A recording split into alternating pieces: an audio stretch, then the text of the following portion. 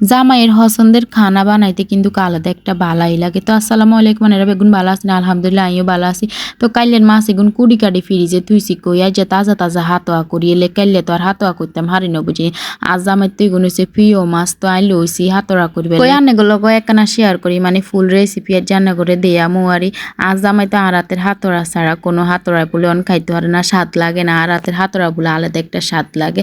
তো হ্যাঁ, কাঁচা মরিচ তারপর টমেটো যা যা লাগে বেগিনে লইয়ে লেছি আর ইগিনে সুন্দর করে কুড়ি কাড়ি একারে রেডি করি এলে বাবুরে এই কুড়া কাটা ইজিনে যত সব জামিলে ইজিন যদি আগের তুনে কুড়ি কাড়ি রাইনে কি যে শান্তি লাগে রাইনতে আর বেশি সময় লাগে। তো মাছ ইগুন রায় ছোট ছোট টুকরা করি লইছি। এনে হোয়াইলে মাছ উগা আসিল, পাবদা মাছ দুগা আসিল, আর মাছ উগা আসিল আর হইল মাছ ইগে লই নহিগে আলাদা একদিন। আর কাছে এসব মাছ কেন দেখতে ভাল লাগে কিন্তু খাইতে তেমন একটা ভালো লাগে না আরি।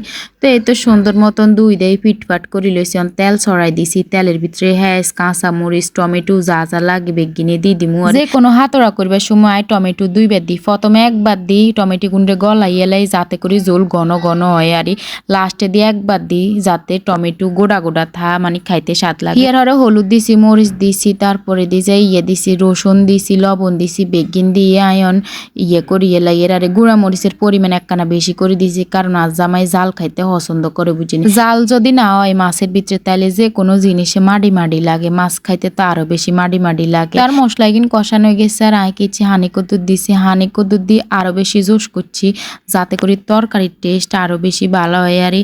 ও ভালো কথা, আর জেরিগিনের লগে কিন্তু জিরে ইউজ করি না। জিরের গুঁড়া যদি দিই তাহলে কিন্তু খাই দেওয়া নষ্ট হয়ে যায়। এক জিনিসের লগে কিন্তু জিরের গুঁড়ি মানা না। আজ আমি এসব মাছের লগে জিরে দিলে খাইতো চানা কেকে কেকে গন্ধ হয়ে যায় আর মাছের স্বাদ নষ্ট হয়ে যায়। হইল মাছ তারপরে অন্যান্য মাছের লগে জিরে দিলে ঠিক আছে। তো এতে আমি হানি টানি দিয়েছি আর হানি দিতেন না। হানি দিয়ে টমাটো কোয়ান দিয়ে দিছি উঠপে দিয়ে ইগিন গোড়া গোড়া থাই যাব।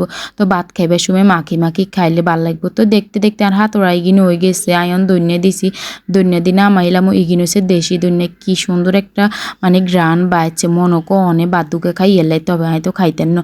তো এতে কিনে বাড়ি লই এলাই সুন্দর করে হাইলের দৈন্যে কুদুর আসিল রায় গিন রায় দিছি কই ইগিনি উঠপে দিয়ে দিমু আরো বেশি গেরান হইব। সান্না মাসালা কালার এত সুন্দর। জামাই তো খাই বেদিস হয়ে গেছে। বেদিস হইতো না কে রাইনছে আই রাইনছি বুঝছেননি। তার হাতড়াই কিন কম বেশি অনেক আপুরাই পছন্দ করে।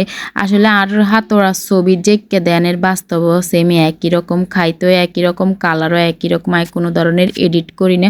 তাদের মতন আর ভিডিও বেশি বড়টা করতে না। ব্যাকে ভালো থাকেন সুস্থ থাকেন, দেখ হইব আবার আরেকখান ভিডিওর ভিতরে। এ পর্যন্ত আর ফেসবুক ফলো করে দিন। আল্লাহ হাফেজ।